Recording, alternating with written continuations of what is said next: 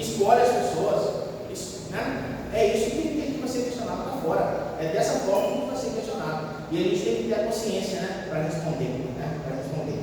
Aqui, nós vamos passar algumas evidências bíblicas a respeito desse chamado, da perseverança. O pastor Paulo Angulares traz para nós aqui Jeremias, livro do profeta Jeremias, no capítulo 32. Livro do profeta Jeremias, capítulo 32, versículos 38 a 40. Sabe por quê? Porque tem muita gente que se afasta.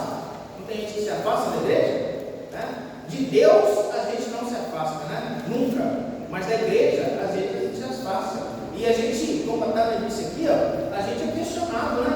Se o chamado é irresistível, por que tem gente que se afasta? É assim que a gente é questionado lá fora, lá, né? Eu lembro muito bem, né? A pior coisa que tem é você explicar coisa para criança, né? A Miriam deve saber disso aí, né? Pro Ian, né? Não adianta ela falar assim, olha, é assim, né? Ela tem que explicar por quê, né? A pior coisa do mundo é você explicar o porquê. E as crianças vão explicar por quê, né? Então a gente tem que entender o porquê das coisas. A gente precisa entender o porquê das coisas. Então é assim, né? Então, por quê? Se o chamado é irresistível, por que tem gente que se desvia? Por que tem gente que se desvia? É esse o porquê, né? Vamos ver aqui em Jeremias 32, versículos 38 a 40. Achou aí, Enes? 38 a 40. Eles serão meu povo, e eu serei o seu Deus. Dar-lhe-ei um só coração e um só caminho, para que temam todos os dias, para o seu bem e bem de seus filhos.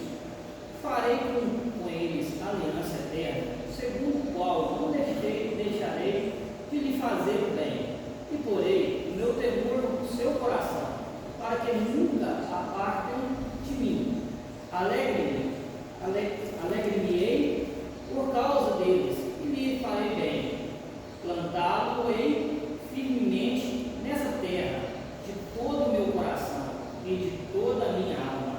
Porque assim diz o Senhor, assim como fiz vir sobre este povo todo este grande mal, assim lhes trarei todo o bem que lhes estou prometendo. Então, esse é o chamado para o povo de Deus. Esse é o chamado para o povo de Deus. Porém, o meu temor no seu coração, para que nunca se apartem de mim, né? O chamado de Deus é esse, né? Para que nós nunca nos apartemos do Senhor. E quando a gente conhece Deus verdadeiramente, assim, a gente afastar desse Deus é algo que a gente não cogita. É algo que a gente não cogita, né? Eu lembro quando eu era criança, minha avó sempre levava a gente na igreja, né? Era da igreja da Assembleia, a gente ia lá para a igreja da Assembleia, lembro disso até hoje, né? Criancinha, ia com a minha avó para a igreja. Depois cresci e desviei, né? Fui seguir os meus caminhos, né? E depois o Senhor me resgatou, né? O Senhor me resgatou. E eu lembro disso, né? Saí, a gente era de Fabriciano, saí, mudei, né? E lá para Pouso Alegre, né? 700 quilômetros de distância. Aí ia lá em Fabriciano uma ou duas vezes por ano. E sempre quando eu chegava lá, a minha avó, a primeira pergunta que ela me fazia, eu lembro disso certinho, né? André, você está na igreja ainda? Né? Toda vez ela me perguntava isso, está na igreja ainda? Está na igreja ainda? Preocupação, né? Com amor, né? E assim, depois que passou assim, uns 10 anos, ela não perguntava mais, né? Não perguntava mais. Porque assim, o amor de Deus, né? Já tinha me alcançado verdadeiramente. E como o profeta diz aqui, né? Nunca se apartem de mim. Porque assim, eu fico vendo, né? Já falei sobre isso, mas assim, a nossa vida, o nosso chamado é isso, né? Ninguém resiste ao amor. Quando você enxerga o amor de Deus, quem que resiste ao amor? Né? Posso resistir às doutrinas da igreja, eu posso resistir ao chamado do pastor, eu posso resistir à minha vontade, eu posso resistir, mas quando eu entendo o amor de Deus na minha vida, não tem como resistir ao amor, não tem como, é impossível resistir ao amor, né? Então a gente precisa viver isso, e quando a gente vive isso, é diferente, né? Não precisa mais preocupar, não vai sair, não vai abandonar, não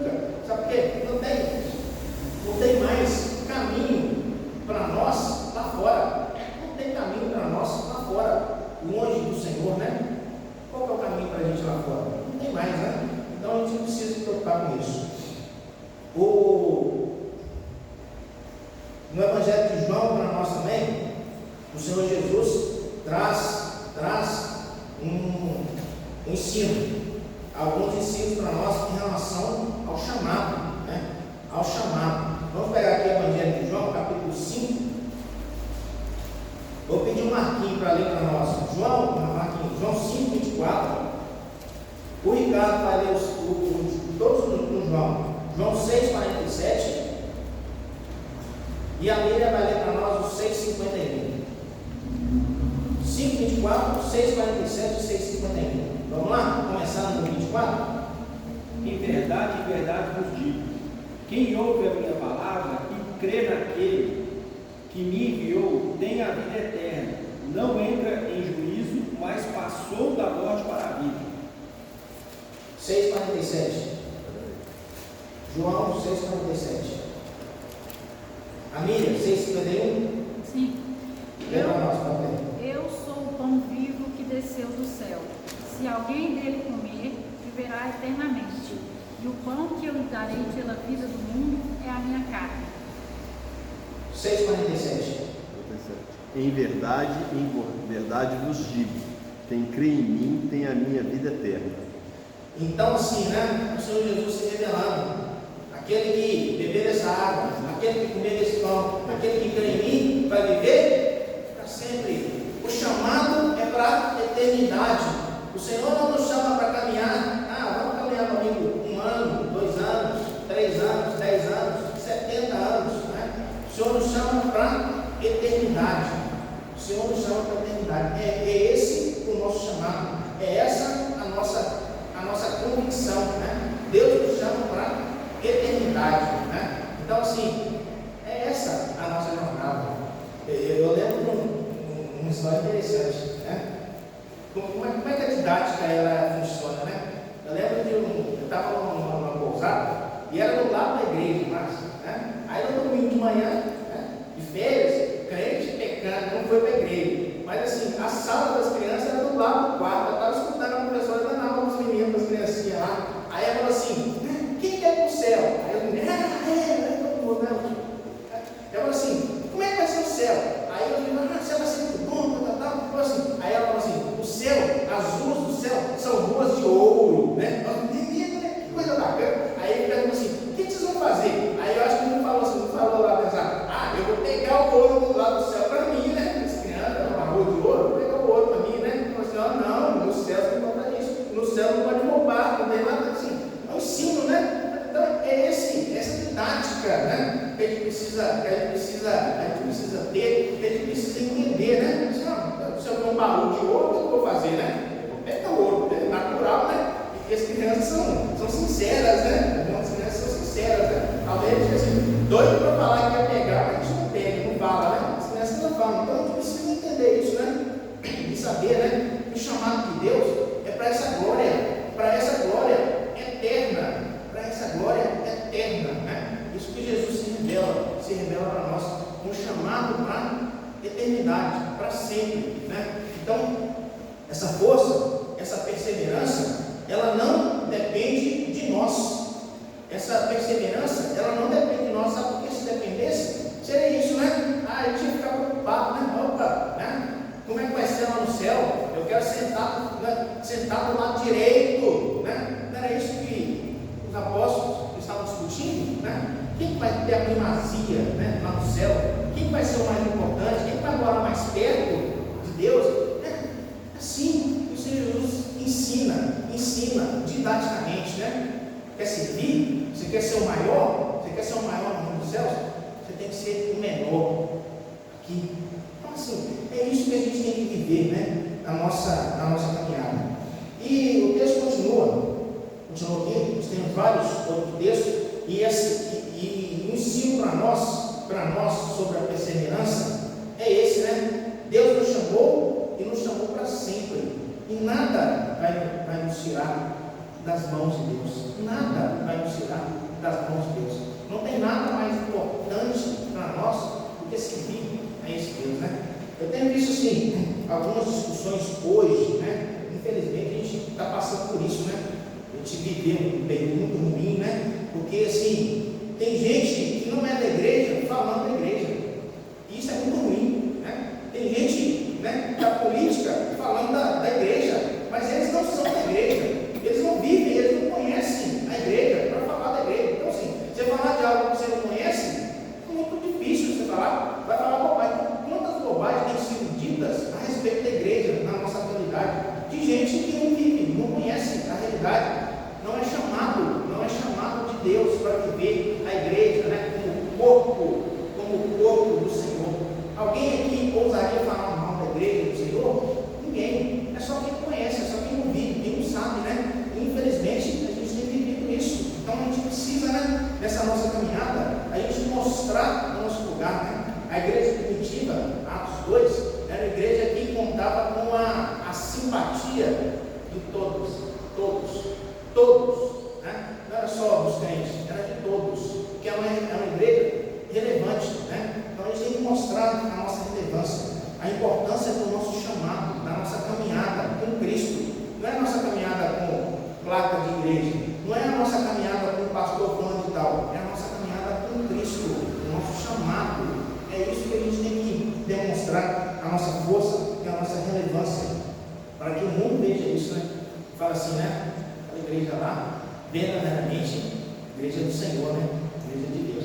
Eu lembro disso, acho interessante, pastor José Roberto, igreja presbiteriana de Divinópolis, fui membro lá na igreja 4 anos. Uma coisa que ele, não sei se fala ainda, mas falava muito na época que fui membro lá, e assim, verdade, a igreja precisa ser relevante socialmente dentro da cidade. Então assim, ele falava isso, se a igreja presbiteriana fechar hoje em Divinópolis aqui, a cidade vai sentir falta da igreja, e isso é importante. A igreja primitiva, ela era relevante para a sociedade, e a igreja precisa ser relevante. Quando os primeiros evangelistas chegaram aqui no Brasil, eles, né, saíram muitas vezes, né, dos Estados Unidos, alguns da Europa, mais dos Estados Unidos, e sim, chegaram num lugar, né, sabe que chegou aqui? Uma selva. Fala assim, esse povo, sabe o que esse povo precisa? Precisa de Deus, mas esse povo precisa de educação, né? As escolas, ao Mackenzie, ao Gamo, né? Dessa época, né? A igreja investindo, né, no social, né? Ao projeto que a igreja presbiteriana faz aqui na cidade hoje, né? Zé Vicente, aqui, né? Alcançado por essa graça, e abençoou a igreja com esse projeto social aqui. Se a igreja sair, a cidade vai sentir, e é por isso que nós temos que nos infiltrar. É dessa forma que nós temos que nos infiltrar dentro da sociedade, sendo relevante para eles, né? Está com sede? Se o inimigo tiver sede, sabe o que ele tem que fazer? Tem que dar água para ele, né? Se ele tiver fome, dá comida. Se mandar caminhar 1 milha, caminha 2. Se pedir a túnica, dá a capa, né? A gente precisa ser relevante. Nós precisamos ser relevantes, né? Então, é isso que a palavra de Deus nos ensina.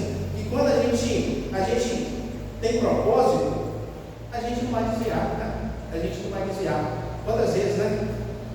Eu lembro uma vez um missionário foi lá na igreja pregar, né?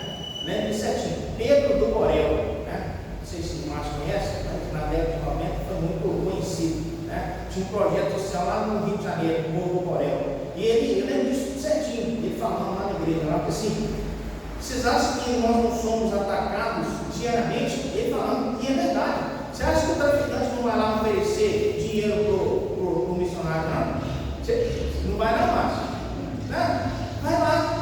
E o missionário fala assim, ó, é do tráfico? Eu não aceito. E não pode aceitar mesmo. A igreja está precisando, está caindo os pedaços. A igreja está caindo os pedaços. É dinheiro do tráfico? Eu não aceito. E isso, né? É falar assim, você acha que não tem proposta, né? Das meninas, ó, o missionário, né? Era um rapaz novo, né? Bonito, né? Malhado, aquelas coisas todas. Você acha que não tinha proposta das meninas lá da comunidade para ele? Sim, constantemente. Mas assim, né? José, do Egito, né? Tem que estar preparado para essas propostas, tem que ter propósito, porque se não tiver, vai cair diante das intempéries, né? Às vezes a gente acha assim, o diabo assim, é o chifrudo, o vermelhão, o pé de bode. Meus queridos, não é assim, né? Vai atacar no nosso coração aquilo que a gente gosta, vai ser bonito aos nossos olhos. Você vê vermelhão andando assim, você não vai querer nem aproximar dele. Vai de retro, não é isso? Não vai querer saber. Mas sabe como que vai nos atacar? É com coisa bonita, é com coisa que agrada o nosso coração. É isso, né? Né? Não é bíblico, mas é o filme, né? Um advogado do diabo. Como é que termina, né? Isso é bom demais, né? O Ken Reeves saindo lá do tribunal, né? Depois que ele venceu o diabo, né? Matou o diabo, né? Aí ele sai e o diabo volta, né? Isso é bom demais, isso é o melhor, né? E ele dá uma olhadinha assim e termina, né? É assim, né? A nossa, né? É isso. Então a gente tem que estar preparado para isso. E a perseverança depende disso. Não depende de nós. E glórias a Deus que depende de nós, né? E a pergunta é: o crente, né? Dentro da conjuntura que a Tânia nos trouxe, o crente, ele pode perder a salvação? O crente, ele pode perder a salvação? A pergunta é essa. Dentro da perseverança dos santos é essa. Pode ou não pode perder a salvação? Quem falou? Aqui falou, né? Aí, né, dentro do ensino pedagógico, né, das crianças, né, por que o crente não pode perder a salvação? Né? É essa a questão, é essa segunda pergunta que nos vai ser feita. Por que não pode perder ele? A gente não pode perder aquilo que a gente não conquistou o mérito. O mérito nosso. A salvação ela nos é dada de graça. É isso, é simples, é infantil, mas assim, é isso que nós vamos ser questionados lá fora, né? É isso que nós vamos enfrentar em igrejas que não são bíblicas, né? Igrejas que não são bíblicas. Eu vi uma entrevista com um menino que ele está meio rebelde hoje em relação ao evangelho, mas ele falou uma coisa interessante. Na igreja que ele frequentava, na década de 90, esse nós vivemos, o Paulinho deve ter vivido isso, o Márcio deve ter vivido isso, foi a época da Rino Day, né? Assim, isso, assim, as coisas de fora influenciam a igreja, né? Então tinha os Rino Day dentro da igreja, né? Então assim, né? O pastor, né, dando oportunidade para os crentes meter Rino Day, assim, não é dentro da igreja não, é no púlpito, fazer propaganda da Rino Day no púlpito. Assim, isso não está certo, né? Aí foi os Rino Day contra os que não eram Rino Day. O que aconteceu? A igreja dividiu por conta disso, né? Então assim, né? A gente tem que estar preparado para essas coisas. Hoje eu fico vendo assim, né? As igrejas estão no modismo. A gente estava conversando com uma pessoa, não me lembro quem, mas assim, não fui na igreja, nem parecia igreja. Mas sabe por que não parecia igreja? Assim, as paredes tudo preto, cheio de luz, né? Esse canhão de luz, que não sei, telão, assim, parecia tudo menos uma igreja, né? Sem pregação da palavra de Deus, louvor, né? Dança para lá, dança para cá. Assim, gente, é claro que se nós tivermos condição, a gente tem que investir nas coisas boas, né? A gente não pode se deixar influenciar para ir. Por isso, outro dia, né, o Márcio foi também, fui lá na igreja de Betim lá, a igreja está linda, maravilhosa, dá uma satisfação você pregar num lugar assim, é muito bom, né? E assim, mas assim, tem que ser com objetivo, não pode ser, vamos fazer uma boatezona aqui, né? Uma boate grande, né? Nesse sentido, né? Que tem sentido isso? Talvez assim, nós vamos alcançar muitos jovens lá de fora, não vamos para o Clubinho, não, vamos lá para a igreja, porque senão lá está melhor que o Clubinho. Mas olha só, mas vai ser isso. Qual que é a relevância dessa igreja? Márcio? Nenhuma. Então assim, a gente precisa se prender nisso, né? O que a lei falou. A nossa segurança é que nós somos resgatados por Deus, né? Não depende de mim querer. Eu não estou aqui por conta desse prédio, eu não estou aqui por conta da beleza do nosso pastor, né? Como ele diz, né? Eu não estou aqui por conta disso, né? É assim, né? A nossa vida tem que ser assim. E é por isso, a minha segurança é essa, né? Interessante. Assim, conta do serviço, eu sempre mudei muito, demorava em muitas cidades. A primeira coisa que eu chegava para a cidade, eu falava assim: onde que é a igreja? Né? E em primeiro lugar, assim, como presbiteriano, igreja presbiteriana. Mas se não tivesse uma igreja presbiteriana, eu ia procurar uma outra reformada. Se não tivesse reformada, eu ia para o pentecostal.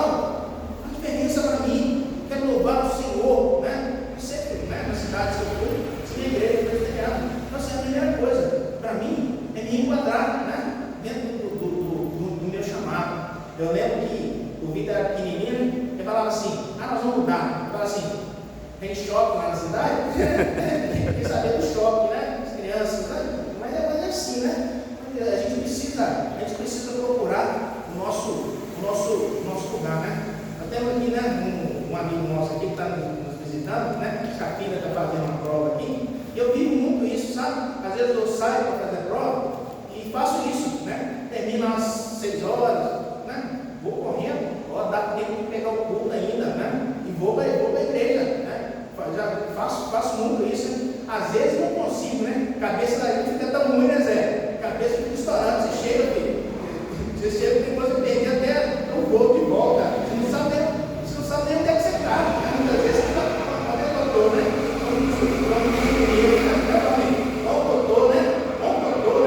Sabe nem onde é que está.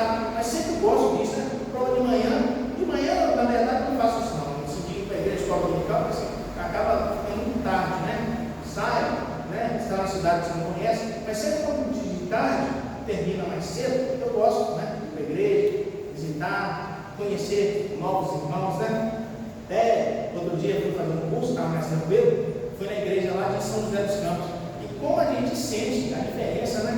Da nossa igreja, né? Se fosse a nossa igreja, não estava fazendo desse jeito, estava fazendo de outro, né? A crítica na nossa visão, né? Mas é assim, né? Diferença, né? Diferença dos lugares, mas assim, é povo de Deus, né?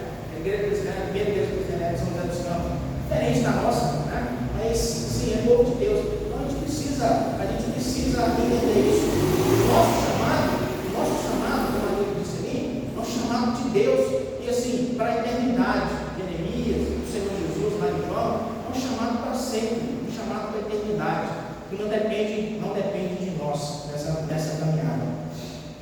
E aqui, o autor, pastor Paulo Platas, ele traz algumas dúvidas, né? É justamente a forma que ele termina, objeções, aquilo que a gente vai enfrentar lá fora. O chamado é de Deus, irresistível, mas assim, e aqueles que se desviaram? Né? Não é isso, não? E aqueles que se desviaram? E aqueles que se desviaram? O chamado não é para a eternidade? Mas não desvia, porque assim, se há um chamado, não é a placa que faz o cristão, é Deus que faz o cristão. A igreja do Senhor, ela supera, é aquilo que você falou, você está no lugar. Se a igreja não presbiteriana, por que você faz mal daquele, né, assim, um pouco humano? Mas para Deus, você faz parte de um muito melhor que isso. Isso. O que eu estava falando é interessante. Sabe por quê? Hoje a gente vive um evangelho, muitas vezes um evangelho de conveniência. Hoje nós vivemos um evangelho de conveniência. Às vezes, né, é conveniente para nós ser chamado de crente. Né? Viu bem assim, né? Alguns jogadores de futebol, né? Entra no campo com uma bandanazinha assim, escrito assim, Jesus é o Senhor, faz um golzinho, levanta a mão para o alto, ajoelha, fala assim, bom, isso é ótimo, excelente. Fala assim, e a vida desse cara, desse menino, né? Um dia ele está lá levantando a mão para o céu, então eu vou mandar, no outro dia ele está arrumando confusão, nem boteco, nem boate, não sei o quê, o mesmo, você entendeu? Assim, e que não é compatível, é o que o Márcio falou ali, né? São os frutos da salvação na nossa vida. E que o pastor Paulo Moraes termina falando sobre isso. Então, assim, incompatível para nós. Então, assim, às vezes, pessoas que são dentro da igreja não são da igreja. Não tem um chamado, né? O Senhor Jesus ele vai falar, né? Mateus 7, 21 a 23, nós não vamos ver, né? Mas assim, o texto termina falando assim, Senhor Jesus, nem todo que me diz Senhor, Senhor, entrará no reino dos céus, mas aquele que faz a vontade do meu Pai que está nos céus. Nem todo aquele que diz Senhor, Senhor, vai entrar no reino dos céus. Nem todo aquele que diz Senhor, Senhor, faz parte daqueles que foram chamados, verdadeiramente chamados por Deus. Então, é isso que a gente deve entender, né? Então, esses que se desviaram, né? Não é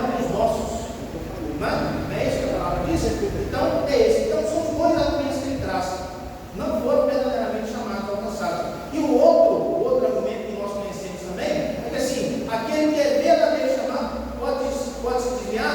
Pode, né? O apóstolo Paulo fala isso, né?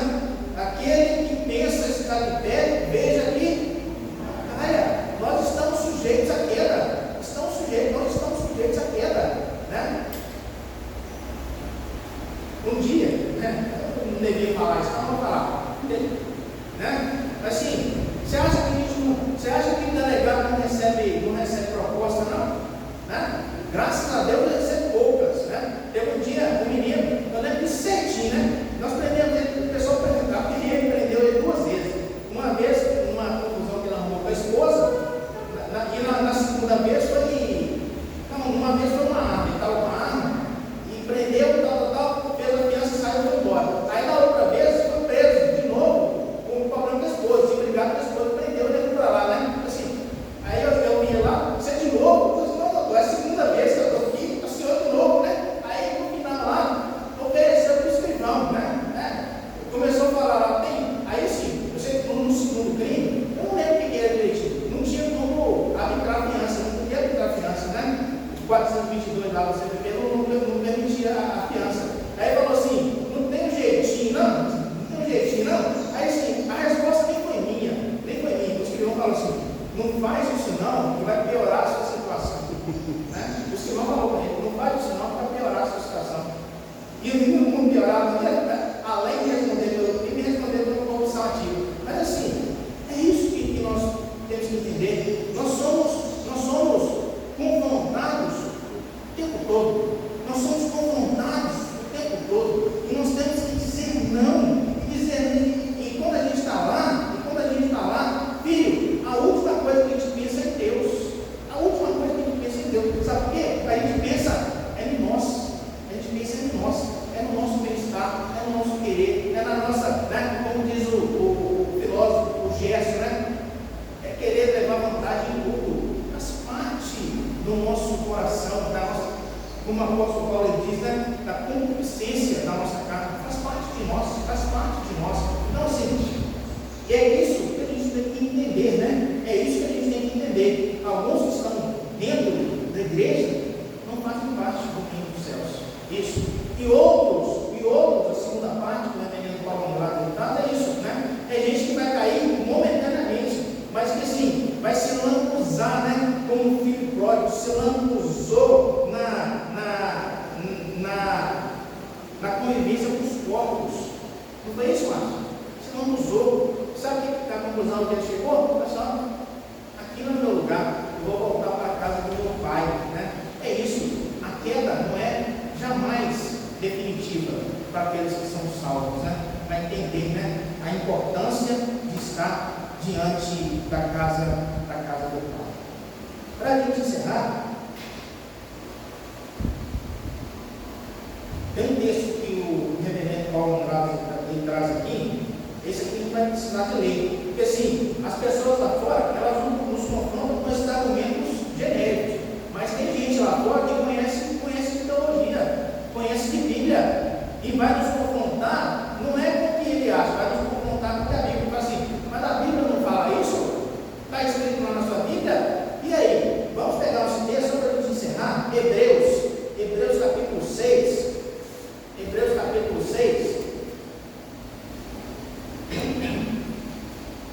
do verso 4 ao verso 6, só para a gente encerrar. Lê para nós, Hebreus 6, 4 a 6.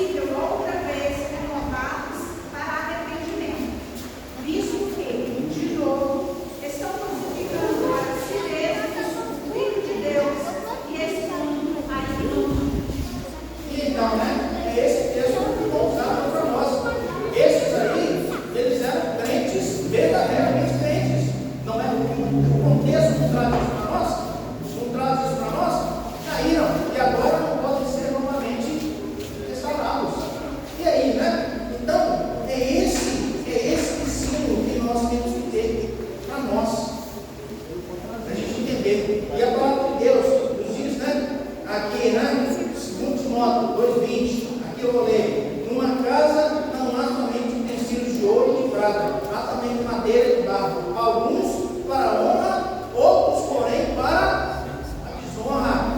Alguns para a honra, outros, porém, para a desonra. Aí nós voltamos na soberania de Deus. É Deus que determina todas as coisas. Então, alguns que estão dentro da igreja, eles não são para a honra, eles são para a desonra.